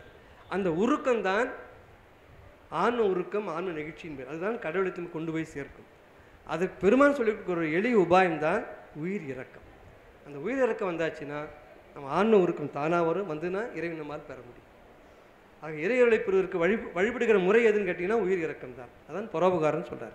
நம்ம என்ன செய்யட்டோம்னா அன்னதானம் மட்டும் பரோபகாரம் நினைக்கிறோம். அது அல்ல. அன்னதானம் என்பது பல வழிகளிலே இது ஒரு வழி, அவ்வளோதான். அன்னதானம் தவறல்ல, அன்னதானமும் வேணும். பெருமான் தர்மசாலை மட்டும் துவக்கலை. தர்மசாலை என்பது அன்னதானம். அதோடு சேர்ந்து 7 சாலைகளை துவக்கினார். ஒரு சாலை இல்லை, 7 சாலை துவக்கினார். அதில் கல்வி தானம் இருக்குது, ஆலோசனை இருக்குது, எல்லாம் இருக்குது, வைத்தியம் இருக்குது, எல்லாம் இருக்குது, எல்லா சேவையும். ஏன்னா பெருமான் துன்பம், உயிர்களுக்கு என்னால் துன்பம் வருதுன்னா 7 துன்பம் சொல்கிறார். பசி, கொலை, தாகம், இச்சை, பயம், எளிமை, இப்படி 7 துன்பங்கள். எந்த துன்பத்தை போக்கினாலும் உயிரிறக்கம்தான், கருணை தான். அதில் ஒன்று தான் பசி. நம்ம பசி மட்டும்தான் உயிரிறக்கத்துக்கு வழின்னு நினச்சிட்ருக்கோம். எதை பார்த்தாலும் பயன்தான். உதாரணமாக நேற்று கூட ஒரு அழகான விவாத மேடை நடத்திக்கிட்டு இருந்தோம். நாங்கள் மாதத்துக்கு ஒரு முறை விவாத மேடம் ஐயா திருமுருகன் ஐயா வந்திருக்கார். அவர் தான் அதுக்கு தாளாளர். என்ன அழகான கேள்வி தெரியுங்களா? உயிரிறக்கத்தை பற்றி சொல்கிறீங்களே ஐயா, உடனே மனமுறா இறங்கி நமக்கு அப்படியே துன்பமுறா, நம்ம மனசுமுறா துன்பமாயிடுது. ஏற்கனவே 1000 துன்பம் என் வாழ்க்கையில் இருக்குது, மற்றொரு துன்பத்தை பார்த்து என் துன்பத்தை நான் கூட்டிக்கணுமா? சில பேர் கேட்குற கேள்வி. அந்த கேள்வி நேற்று விவாத பொருளை வச்சுருந்தேன். அப்போ எனக்குள்ளார ஒரு கழிவிறக்கத்தை, ஒரு இன்ஃபீரியாரிட்டி காம்ப்ளெக்ஸை, மனச்சுமையை ஏற்றாத அந்த உயிரிறக்கம். நல்ல கேள்வி, நல்லா ஆழ்ந்து சிந்திக்க வேண்டிய கேள்வி இது. உலகத்தில் துன்பத்தெல்லாம் பார்த்தா ஏற்கனவே துன்பமாக இருக்கு என் மனசு இன்னும் கொஞ்சம் பாரம் ஆகிடாதா? நேற்று அந்த கருத்து தான் சிந்தித்தோம். எதுக்காக சொல்கிறோம்? அப்படிலாம் ஆகாது. ஏன்னு கேட்டிங்கன்னா, மற்ற உயிருக்கு இறங்குற பொழுது உங்கள் ஆன்மா சுத்தி அடைகிறது, தூய்மை அடையுது. ஏன்னா உங்களுக்காக நீ வருந்தில்லை, உங்கள் பிள்ளைக்காகவோ உன் பெண்டுக்காகவோ எனக்கு வருந்தில்லை. தொடர்பில்லாத ஒரு உயிர் வருந்துன்னு பார்த்தா மனசு வருந்ததில்லை. இப்போ சாலையில் போயிட்டே இருக்கீங்க, காரில் போகிறீங்க, பஸ்ஸில் போகிறீங்க, அங்கே ஒரு ஒருத்தன் ஆடு இருக்கிறான், இல்லை ஒரு நாய் மாட்டி செத்து போகுது, துடிக்குது, 5 நிமிஷம் செத்து போகுதுன்னு தெரியுது. நீ அதுக்காக பஸ்ஸிலேருந்து இறங்கி அந்த நாய்க்கு அடக்கமாக பண்ண முடியும்? இயல்பாக நடக்கூடியது. அப்போ என்ன செய்யலாம்? உயிர் இறக்கம்னா இறைவனுடைய கண்ணை மூடி, இறைவா அந்த ஆன்மா போன பெரியனுடைய தீவினையினாலே இப்பொழுது வந்து ஒரு அகால மரணம் அடைந்து நசுங்கி சாகுது, அடுத்த பிரிவார் நல்ல பிரிவு அது கொடு, இந்த துன்பத்தை சீக்கிரம் நிறுத்திடு இறைவா, டக்குன்னு உயிரை நீ எடுத்துக்கோ. ஏன்னா பிழைக்க முடியாதுங்கிறப்ப எவ்வளவு சீக்கிரம் உயிர் பெறுகிறதோ அந்த அந்த ஜீவனுக்கு அது ஒரு பெரிய ஆறுதல். அதை வேண்டலாம் இல்லை? ஆக இறைவனிடத்தில் பிரார்த்தனை செய்வதற்கு என்ன இருக்குது? ஆக உயிரிறக்கம் என்பது செய்கையால் செய்வது மட்டுமல்ல, எண்ணத்தால் எண்ணுவது மட்டுமல்ல, இறைவனிடத்திலே பிரார்த்தனை செய்வதும் ஜீவனார்த்த சமம். பரோபகாரம் என்பது தான் பெருமான் சொல்லுகிற மார்க்கம். ஏன்னா நீங்கள் அடிக்கடி சொல்லுவேன், பெருமான் உருவத்தை பார்க்குறீங்க, போத்திட்டு நிற்கிறார், அது அல்ல அவர் உருவம், முழுவதும் இரக்கம்தான் அவர் உருவம், ஒட்டுமொத்த இரக்கம்தான். இரக்கம் ஒருவில் என் உயிரும் ஒருவும், ஒருவுதல்னா நீங்குதல்னு அர்த்தம். என் உடலை விட்டு இரக்கம் போயிடுச்சுன்னா என் உயிரும் போயிடுங்கிற. இரக்கம் உயிரும் இரண்டலை ஒன்றதே பெருமான் வார்த்தது. இரக்கம் வேறு உயிர் வேறு இல்லை பெருமான். அப்போ அப்படிப்பட்டவுடைய திருப்பாதத்தை பிடித்து இருக்கிறேன்னா எவ்வளோ கருணை இருக்கணும் நமக்கு. மனுஷனை பார்த்தாதாம்மா நான் சொன்னேன் உங்களுக்கு, ஒரு யோகி பற்றி சொன்னேன். நான் பல யோகிகளை பார்த்துருக்கேன். அவங்ககிட்ட மற்ற யோகிகள் சர்வசாதாரணமாக வரும் போகும். ஒரு காட்டில் ஒரு ஆறு ஓடிக்கிட்டு இருக்கு, சின்ன ஓடை, சலசலன்னு தண்ணி ஓடுதுமா, பள்ளத்தில் ஓடுது. அங்கே ஒரு சின்ன பாறை இருக்குது, அந்த பாறையில் தண்ணி பட்டு தெரிக்குது. அந்த பாறை மேலே ஒரு சின்ன சிட்டுக்குருவி தன் வாலையை ரெக்கையை விரிச்சிக்கிட்டு ஆனந்தமாக ஆடுது. இந்த தண்ணி தெரிக்கிறது அவ்வளோ ஆனந்தமாக இருக்குதுக்கு. அப்போ அந்த நேரம் பார்த்து ஒரு காட்டு எருமை வருது, அந்த அந்த ஓடையில் இறங்கி தடார் அப்படின்னு தண்ணி வாரி விழுது, கீழே இழுது. அப்பவும் இந்த சிட்டுக்குருவி ஓடலை, இன்னும் ஆனந்தமாக தெரியும். அதனுடைய நீர்த்த வலையும் மேலே விழுது, அந்த எருமையினுடைய நீர்த்த வலையும் சேர்ந்து வந்து சிட்டுக்குருவி மேலே விழுது, இன்னும் ஆனந்தமாக பிடிக்குது. ஒரு யானை வந்தது, துதிக்கையால் நீரை எடுத்து உடம்பெல்லாம் அடித்து விளையாடுது. அது துதிக்கை நீரும் அந்த பறவையின் மேல் விழுகிறது, இன்னும் ஆனந்தமாக சிறகு விரித்து ஆடுது. ஒரே ஒரு மனுஷன் வந்தான், ஒரே ஒரு வில்லை அம்பை எடுத்துக்கிட்டு பதறி துடித்து ஓடுது அந்த பறவை. அப்போ இந்த உயிரிறக்கம் இல்லாத தன்மை இந்த உயிர்களை எவ்வளோ பாதிக்குது பாருங்க. இப்போ நம்ம என்ன செய்யணுமா? 6 அறிவு படைத்த நாம். 6வது அறிவு எது தெரியுங்களா? பகுத்தறிவுலாம் இல்லை. பகுத்தறிவு மாட்டுக்கு இல்லையா? மாடு தான் போட்ட சாணத்தை தின்னுதா? அது பகுத்து அறியுது இல்லை, தான் உண்ணத்தக்கது எது உண்ணத்தகாது எதுன்னு தெரியுதில்லை மாட்டுக்கு, அதெல்லாம் பகுத்தறிவு. 6ஆம் அறிவு என்பது மனம்தான். தொல்காப்பியர் சொல்கிறார், 6ஆம் அறிவு மனனே. ஏன் மனம்? இந்த பிறவி எனக்கு ஏன் வந்ததுன்னு ஆயக்கூடிய ஆற்றல் மனிதருக்கு மட்டும்தான் இருக்கு. தன்னுடைய பிறவியினுடைய பயனை ஏன் எதற்காக என்று கேள்வி கேட்கக்கூடிய அந்த ஆற்றல் மனம் படைத்த மனிதருக்கு மட்டும்தான் இருக்கு. அப்போ நான் என்ன கேட்கணும்? எதற்காக இறைவன் மனதை கொடுத்துருக்கான்? உயிரிறக்கத்தை காட்டுவதற்காகத்தான். அருள் கூர்ந்த என் பெருமக்களை, தாய்மார்களே, இவ்வளவு சிரமப்பட்டு இவ்வளவு ஒரு பெரிய விழாவை எடுத்திருக்கார் வேதாச்சலம் ஐயா. நான் மீண்டும் மீண்டும் உங்கள் தாழ்வனுக்கு கேட்டுக்கொள்வது, இந்த வளாகத்தை விட்டு நீங்கள் போகிற பொழுது ஓரிரு கருத்துக்களாவது மனசில் ஆழ பதிவு வச்சுக்கணும். அது உயிர் இறக்கம். உங்களால் முடிஞ்ச வரைக்கும். ஒருத்தர் கேள்வி கேட்டாருங்க, சார் அதுக்காக நம்ம சொத்தெல்லாம் வச்சுட்டு உயிரிறக்கம் பண்ண முடியுமா சார்? யாரும் விற்க சொல்லலை. பெருமான் வந்து கடன் வாங்கி அன்னதானம் பண்ண சொல்லலை. 8 அணா உங்களுடைய வருமானம்னா 2 அணாவை குறைச்சி 6 அணா செலவு செய்து 2 அணா மிச்சம் பண்ணி அதில் ஜீவானியம் பண்ணுங்கிறார். கடன் வாங்கி செய்ய சொல்லலை. தயவு செய்து தவறாக புரிஞ்சிக்கூடாது யாரும். தன்னிலை இழந்து தானம் செய்வதல்ல. தாய் தந்தையரை பட்டினி போட்டுட்டு அன்னதானம் செய்வது பெரிய பெருமையா? பெருமான் எழுதுகிறார் ஜீவானி ஒழுக்கத்தில், தன் தாயையும் தந்தையும் பட்டினி போட்டு செய்வது ஜீவானி அல்ல. உங்களை நம்பி வந்திருக்கா, கையை பிடிச்சிருக்கா மனைவி, நீங்கள் பெற்ற பிள்ளை, வயதான தாய் தந்தை, அவங்கள முதல்ல கவனிங்க. அவங்களுக்கு அரை வயிறாவது கஞ்சி ஊற்றுங்க, அதில் ஒரு பிடி எடுத்து மற்றவங்களுக்கு போடுங்க. அதுவும் முடியல, பத்தலை உங்களுக்கு, யாரால் அந்த அன்னதானத்தை செய்ய முடியுமோ அவங்ககிட்ட வழி அனுப்புங்க. அங்கேயே அவங்ககிட்ட போக உங்களுக்கு சாப்பாடு கட்டி சொல்லி அனுப்பலாம்ல, ஆற்றுப்படுத்தலாம்ல. அதுவும் இல்லை. ஆண்டவன் கண்ணை மூடி, பெருமானே எனக்கு வசதி இல்லை, இந்த ஏழை ரொம்ப வருந்துறான், அவனுக்கு யாராவது நீ உணவு கொடுக்கணும். நான் என் அனுபவத்தை சொல்லுகிறேன். நான் முந்து வண்டியிலோ பேருந்திலே செல்கிற பொழுது ஒருத்தன் பட்டினியால் கடந்து துடிக்கிறான்னு சொன்னாங்க. காட்சி போயிட்டே பார்த்துட்டு போகிறீங்கன்னா கண்ணை மூடி நீ வழிபட்டால் யாராவது ஒரு மூலமாக அவனுக்கு உணவை இறைவன் கொடுக்குறான். நம்பணும். நம்ம பெருமான் கைவிட மாட்டார், கைவிட மாட்டார் என்று ஊது சங்கை. நாம் நம்பி அவனிடத்தில் வழிபட்டால் கண்டிப்பாக அந்த ஆன்மாவிற்கு யாராவது ஒரு மூலமாக உணவை கொடுப்பான். வழிபாடு செய்யலாம் இல்லை. ஆக உயிரிறக்கம் என்பதுதான் சர்மார்க்கத்தினுடைய உயிர் மூச்சு, அதை விடக்கூடாது. அடுத்து சத்து விசாரம். ஐயாலாம் அழகாக சொன்னாங்க. சத்து விசாரம்னா வெளியில் நம்ம செய்கிற வாதம் மட்டும் இல்லை, விசாரணை தெரியுங்களா? பெருமாள் அழகாக சொல்லுவார். இப்போ மாடு கண்ணு போட்டுடுச்சா, இந்த பட்டுப்போட அழகாக இருக்குது, எங்கே வாங்கினேன், இதுக்கெல்லாம் விசாரம் இல்லை, இது சாரித்தல்னு பேர். இன்றைக்கும் மதுரை இந்த பழக்கம் இருக்குது. மதுரையில் ஊர்லேருந்து வந்திருக்காக போய் நான் சாரிச்சிட்டு வரேன். விசாரிச்சு சொல்ல மாட்டாங்க. உலகியல் பேசுவதெல்லாம் சாரித்தல். வி என்பது உபசர்க்கம் சொல்லுவார் ஐயா. வீணா என்னன்னு கேட்டிங்கன்னா மேலானன்னு அர்த்தம். இப்போ நம்மளாம் மலம் இருக்குது, நமக்கு ஆடவம் கண்மம் மாய பெண்ணாசை பொன்னாசை எல்லாம் இருக்குது. நம்மளாம் மலர்கள். இறைவன் விமலன். வி சேர்த்தா என்ன அர்த்தம்? மலதையெல்லாம் தாண்டியவன் அர்த்தம். நம்மளாம் வீட்டுக்கு தலைவன் நாயகன். ஆனால் இறைவன் உயிர்களுக்கெல்லாம் தலைவன் வி நாயகன், விநாயகன். அப்போ சாரித்தல்னா உலகில் பேச்செல்லாம் சாரித்தல். இறைவனை பற்றி சாரிக்கிறோம் பாருங்க, விசாரிக்கிறோம் பேசுகிறோம் பாருங்க, அதுக்கு விசாரித்தல் பேர். அதான் சத்து விசாரித்தல். சத்து என்றால் உண்மை. எது உண்மைன்னு விசாரிக்கணுங்க. அது உங்களுக்குள்ளே விசாரிக்கலாம். பெருமான் சொல்லி தர்றார் அருட்பாவில். எப்படி விசாரிக்கணும்? சில பேர் சொல்லுவான், சார் நீ சொல்கிறதெல்லாம் நியாயம், ஆனால் ஒரு இரக்கமே வரலையே சார், எனக்கு கஷ்டம், பார்த்தா ஒரு இரக்கம் எனக்கு வரலையே. அது வழி சொல்லி தர்றார் பெருமான். நமது சிறுமையும் இறைவனது பெருமை நினச்சா தானாக கண்ணீர் வருங்கிறார். நமது சிறுமையும் அவனது பெருமையும். இப்போ நான் ஒரு நாள் கண்ணை மூடி நான் வெள்ளையும் சல்லையும் சட்டையை போட்டுட்டு உட்கார்ந்துருக்கிறேன். அருட்பெருஞ்சோதி ஆண்டவனே, 3 தலைமுறையாக சன்மார்க்கத்தில் இருக்கிறேன், நான் பிடிக்க வேண்டிய ஞானத்தை இன்னும் பிடிக்கலையே ஐயா. உலகில் வேடிக்கையே பெறாக்கு பார்த்துக்கிட்டே இருக்கிற நினச்சி எனக்கு கண்ணீர் வருமா வராதா? ஆனால் இப்படி கேவலமான எனக்குள்ளே இறைவன் இருக்காங்க. அதாவது அப்படி தனிப்பெருங்க என்னன்னா, இவ்வளவு கேவலமான என்னிடத்திலேயே என் உள்ளத்திலேயும் இறைவன் இருக்கிறான். அதான் அவனுடைய தனிப்பெரும் கருணை, அதான் அவனுடைய பெருந்தன்மை. அப்போ ஆண்டவனது பெருமையும் நமது சிறுமையும் விசாரிக்கிறது தான் சத்து விசாரம். சொல்கிறார். 5 ஏன் கையில் 5 வரலுக்கு இறைவன் விட்டு அமைச்சிருக்கான் விசாரிக்குங்கிறார் பெருமாள். அண்டத்தில் இருக்கிற நட்சத்திரங்களுடைய தன்மை என்ன? சூரியன் ஏன் இருக்கிறான், சந்திரன் இருக்கிறது, நம்ம சுற்றி இருக்கலாம் விசாரித்தல். நமக்குள்ளே இருப்பதெல்லாம் ஏன் இப்படி இருக்கிறோம் விசாரித்தலாம் விசாரித்தல். அடுத்தது சுத்த சன்மார்க்க வாழ்வியல் அகப்புற ஒழுக்கங்கள். இது 5வது தான் வந்திருக்கு பாருங்க. 10 ஒழுக்கம் எழுதி 10 கொள்கை எழுதியிருக்கேன். பல்லாவுடைய கொள்கையா 5வது தான் நான் சொல்ல முடியுது. சொல்ல முடிஞ்ச வரைக்கும் சொல்ல போகிறேன். மீதி உங்கள் கையில் கொடுக்குறேன். வாய்ப்பு நேருகிற பொழுது மீதிலாம் ஏன்னா ஒரு கொள்கைக்கும் ஒரு 2 மணி நேரம் நம்ம சிந்திக்கணும். அப்போ தான் முழுமையாக புரிஞ்சிக்க முடியும். அப்போ எவ்வளோ தேவைங்க?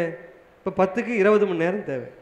ஆனால் 1 மணி நேரம் சிந்திக்க முடியாது. உங்களுக்கு அறிமுகம் மட்டும் படுத்துக்கிறேன் பெருமானுடைய ஒழுக்கம் என்னங்கிறத. அகப்புற ஒழுக்கம் ரொம்ப முக்கியம். கண்ணு மூக்கு செவி வாய் மெய் எல்லாத்துக்கும் ஒழுக்கம் சொல்கிறார். ஒரு அருளாளர் ஞானி இறைவன் நிலைக்கு போன வள்ளற் பெருமான் நம்ம கீழே இறங்கி நம்முடைய நிலைக்கு குப்பம் சொப்ப நிலைக்கு கீழே இறங்கி கடத்துறது வழி சொல்கிறார். கண்ணுக்கு என்ன ஒழுக்கம்? நம்ம முப்பா பாபா ஐயா வந்திருக்கார். நடைமுறை சன்மார்க்கம்னு வச்சு நடத்தணும். அதில் ஒரு வாரமும் ஒரு ஒழுக்கத்தை எடுத்துக்கும். அந்த ஒழுக்கத்தை சிந்திக்கும். என்னோடு சேர்ந்து ஒரு 10 அணுக்கர்கள் வந்து அணுக்கர்கள் பேர். அணுக்கர்னா என்ன அர்த்தம்? நம்ம அணுக்கம்னா நெருக்கம்னு அர்த்தம். யாருக்கு நெருக்கம்? வள்ளற் பெருமானுக்கு நெருக்கம்னு அர்த்தம். என்னோடு சேர்ந்து வந்திருக்காரு. நான் வாழ்கிற பகுதி சென்னையில் தான் இருக்காங்க. எல்லாரும் நல்ல பதவியில் இருக்கக்கூடியவர்கள். ஏன் அணுக்கர்னு பேருனா அவங்களுக்கு தினசரி ஒழுக்கங்களை பின்பற்றணும். அதிகாலை 4:30 மணிக்கு எழுந்துக்கணும் ஒழுக்கம்னு வச்சிங்களேன். அவங்க பின்பற்றாங்க எனக்கு எப்படி தெரியும்? காலையில் ஒரு கைப்படம் போடுவாங்க செல்ஃபோனில். என்னுடைய அதுக்கு ஒரு தளம் இருக்குது, அணுக்கர் அம்பலன்னு ஒரு வாட்ஸ்அப் குரூப் இருக்குது. அந்த குழுவிலே அதில் 10 பேர் மெம்பராக இருக்காங்க. இந்த 10 பேர் வந்திருக்காங்க இன்றைக்கி. 10 பேரும் கைப்படம் போடணும். என்ன அர்த்தம்? கைப்படம் போட்டால் அதில் காலம் டைம் வந்துடும். அதில் 4:57. ஆக தினசரி அவர்கள் 4:30 மணிக்கு எழுந்திருக்காங்கிறதுக்கு அத்தாட்சி ஆகிடும். அந்த பொருளத்தை போடணும். அதுபோல் ஒழுக்கங்கள் பல ஒழுக்கங்களை பின்பற்றி வருகிறார்கள். எதற்காக? அடிக்கடி எங்கள் அப்பாகிட்ட சொல்லுவேன். எங்கள் அப்பா வந்து அவர் தாத்தா காலத்தில் சன்மார்க்கி ஆனவர். அவர் பெரிய நிலச்சுவாந்தாராக இருந்தார். அவருடைய தகப்பனார். அவர் என்ன செய்வார்னா, நூற்றுக்கணக்கான ஆயிரக்கணக்கான நெல் விளையும், மூட்டைகள் விளையும் இருக்குது. அவர் பாட்டு 50 மூட்டை 60 மூட்டை வடித்து போடுவார். வள்ளற் பெருமானுக்கு ஒரு 6 அடி 7 அடி வயத்தில் படத்தை வச்சு நகர வளமாக சுற்றி வருவார். அவர் 70-80 வயசாச்சு. ஒரு நாள் கேட்டேன், அப்பா அந்த பெருமானுக்கு இந்த மாதிரி படமெல்லாம் வச்சு ஊர்வலம்லாம் பண்ணுறீங்களே, இது பெருமான் உங்களை செய்ய சொன்னாரா? அவர் ஒன்றும் புரியல. என்னை ரொம்ப பாசமாக வச்சுருப்பாரு. ஞான குழந்தையாக தான் எழுதுவார் கடிதாசியில். நான் சொல்கிறது உன்னிப்பாக கேட்பார். ஏண்டா தம்பி தப்பா நான் செய்கிறது? 40 வருஷமாக செய்துட்டுருக்கடா தம்பி. நான் சொன்னேன், அவர் படத்தை வணங்குறதை காட்டிலும் அவர் பாடத்தை படிக்கலாமப்பா. அவர் பதத்தை வணங்குவதை காட்டிலும் அவர் பாதையில் போகலாமப்பா. என்ன அர்த்தம் தெரியுங்களா? பெருமான் இங்கே அலங்காரம் பண்ணி வழிபாடு பண்ணி ஊர்வலம் செய்கிறதெல்லாம் பெருமான் மகிழ மாட்டார். எப்பொழுது நீங்கள் அவருடைய பதத்தை காட்டிலும் பாதையை பிடிக்கிறீர்களோ, படத்தை காட்டிலும் பாடத்தை பிடிக்கிறீர்களோ, அப்போ தான் பெருமான் மகிழ்வார். இப்போ என்ன செய்யணுங்க? அதுக்கு வழி சொல்கிறார் பெருமான். இந்திரிய ஒழுக்கம், கரண ஒழுக்கம், சமஸ்கிருத வார்த்தை, அதை மறந்துடுங்க. கண்ணு, மூக்கு, செவி, வாய், மெய், 5 புற கருவிகள் வெளியிலே தெரியுது உங்களுக்கு, அதுக்கெல்லாம் ஒழுக்கம். உள்ள மனசு இருக்கு, மனம், அது அகக்கருவி, அதுக்கு ஒரு ஒழுக்கம். அந்த தலையாய ஒழுக்கமாக என்ன சொல்லுவேன்னா, தந்தை மதியாதிருத்தல், பிறர் குற்றம் விசாரியாதிருத்தல். 21 புற ஒழுக்கம், 7 அக ஒழுக்கம். 21 7 28 ஒழுக்கம். சிவாலிகள்லாம் முன்னே 28 ஆகமங்களுக்கு 28 சிவலிங்கம் வச்சுருப்பாங்க. சுத்த சன்மார்க்கத்துக்கு 28 சிவலிங்கம் எதுன்னு கேட்டிங்கன்னா இந்த 28 ஒழுக்கம் தான். 21 இந்திரிய ஒழுக்கம், அதாவது புற ஒழுக்கம், 7 அக ஒழுக்கம்.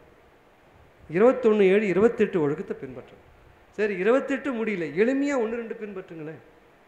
முடியாதாம்மா அது? ஆக வந்துட்டு போகிறவங்க மீண்டும் நான் கேட்டுக்கிறேன், விரும்பி கேட்டுக்கிறேன், அம்மா தாய்மார்கள் அத்தனை பேரையும் ஒரு ஒழுக்கத்தையாவது வாழ்க்கையில் பிடிக்கணும். அப்போ தான் நீங்கள் வேதாச்சலையாவுக்கு நீங்கள் செய்கிற நன்றியாக இருக்கும். இந்த விழா எடுத்தனுடைய பயன் அப்போ தான் கிடைக்கும். அதிகாலை தொழில் 5:30 மணிக்கு 5 மணிக்கு எழுந்திருக்கலாம்ல, 4:30 எழுந்திருக்க முடியல. ஏன் எழுந்திருக்கணும்? பெரியவங்க சொன்னாங்க, அது பிரம்ம முகூர்த்தம் என்று சொல்லி வைத்தார். இறைவனுக்கு உகுந்த நேரம். அங்கே அறிவியல் முறையில் நான் நிறைய பதிவுலாம் ஐயாவுக்கு கொடுத்துருக்கேன், பூப்பா பாபா ஐயாவுக்கு. காலையிலேருந்து ஓசோன் படலம் எப்படி இருக்கும், சயின்ஸ் பிரகாரம் ஏன் அது உகந்த நேரம். அந்த நேரத்தில் தியானம் பண்ணும், புருவமத்தியில் வச்சு நம்ம தியானம் பண்ண ஆரம்பித்தால் மனம் ஓயும். இது வந்து நான் அனுபவத்தை அடிப்படையில் நான் சொல்கிறேன், இது வந்து கற்பனை அடிப்படையில் நான் சொல்லலை. அதிகாலையில் 5 மணிக்கு எழுந்து தியானம் பண்ணி பாருங்கள், 8 மணிக்கு தியானம் பண்ணி பாருங்கள், வேறுபாடு இருக்கும். அப்போ இந்த ஒரு ஒழுக்கத்தை பிடிக்கலாம் இல்லை. இன்றைய விழாவுக்கு வந்த ஞாபகார்த்தமாக 5 மணிக்கு எழுந்திருப்பேன்னு விரதத்தோடு எல்லாரும் திரும்பிப்போம். 5 மணிக்கு எழுந்திருப்பேன், ஒரு 5 நிமிஷம் 10 நிமிஷமாவது நான் புருவ மத்தியிலே என் மனசை வைத்து நான் தியானம் செய்வேன். புருவ மத்தியில் ஒளி இருக்கிறதா பார்த்து பாவிக்கணும். முதல்ல எதுவுமே பாவனை தான், பாவனாரூபம்னு சொல்லுவாங்க இறைவனை. முதல்ல பாவனை இல்லாமல் உங்களுக்கு இறைவனை பிடிக்க முடியாது. அப்போ இங்கே இருக்கிற முதல்ல ஒளி தெரியாது உங்களுக்கு, ஒளி இருக்கிறதா நினச்சிக்கங்க. இந்த இடத்துல ஒளி இருப்பதாக நினைத்து பாவித்து முதலிலே சிற்சவா நடத்தி துவங்குங்கள். அதுக்கப்புறம் கூட மேலே மேலே மேலே கொண்டு போய்டும். இது நான் தத்துவார்த்தமாக சொல்லவில்லை, அனுபவபூர்வமாக நான் சொல்கிறேன். ஆக காலையில் இந்த அகப்புற ஒழுக்கங்களை பின்பற்றுவது பெருமானுக்கு மிக மிக தேவையான மிக மிக அவசியம். இந்த மனம் என்னும் மந்திரச்சாவி கைவசமாகணும்னு எழுதியிருக்கேன். ஏன்னா இப்போ வந்து நாங்கள் வகுப்பு நடத்துகிறோம் சொன்னேன் இல்லைங்களா உங்களுக்கு, ஜூமில் 5 வருஷமாக வகுப்பு நடத்திட்டு ஒரு ஞாயிற்றுக்கிழமை 2 மணி நேரம். அது எல்லா உலகத்தாருடைய எல்லா நாட்டாரும் கலந்துக்கிறாங்க. இப்போ ஒரு கடந்த 5-6 மாதங்களாக வாரங்களாக சிந்திக்கிற கருத்து மனம் என்னும் மந்திரச்சாவி தான்.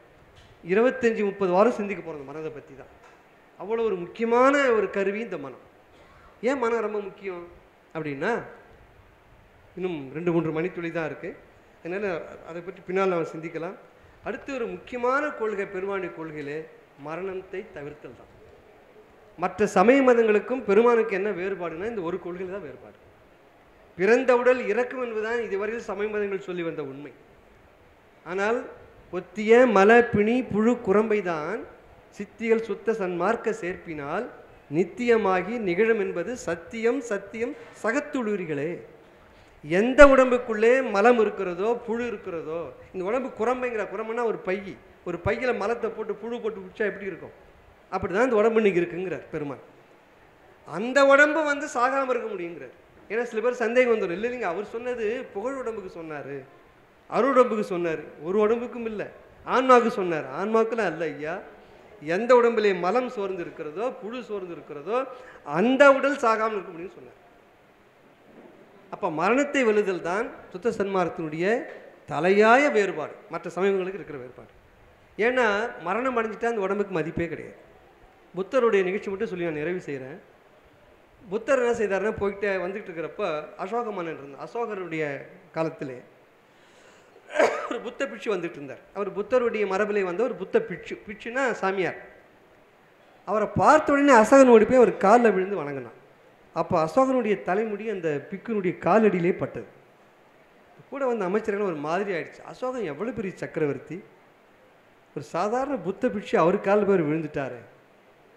அரண்மனை வந்து மனசு தாங்க அந்த அமைச்சருக்கு, இல்லையா ஐயா நீங்கள் புத்த பிட்சை வணங்குங்க, கையெடுத்து வணங்கியிருக்கலாம், அவர் காலடியில் விழுந்து உங்கள் காலு உங்கள் தலையில் போய் அவர் காலில் போய் தலைப்பட்டுது.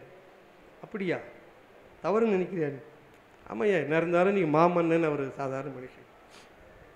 சரி எனக்கு ஒரு உதவி பண்ணு, எனக்கு ஒரு 3 தலை வேணும்னு கேட்டார். ஒன்று மனித தலை, ஒரு ஆட்டுத்தலை, ஒரு கோழித்தலை. 3 தலை வேணுங்க. ஆட்டுத்தலை கோழித்தலை ஈஸியாக கடிச்சு போச்சு வாங்கின்னு வந்துட்டான் மார்க்கெட்டில். மனுஷ தலையும் எங்கேயோ ஒரு எரிக்கிற இடத்துல அவனுக்கு தெரியாமல் ஒரு தலை வெட்டி கொண்டாந்து கொடுத்துட்டான். சரி, அடுத்தது என்ன செய்ய போகிறாருன்னு நினச்சான் அந்த அமைச்சர். அசோகர் சொன்னார், இந்த 3 தலையும் கொண்டு போய் சந்தையில் விற்றுட்டு வான்னார்.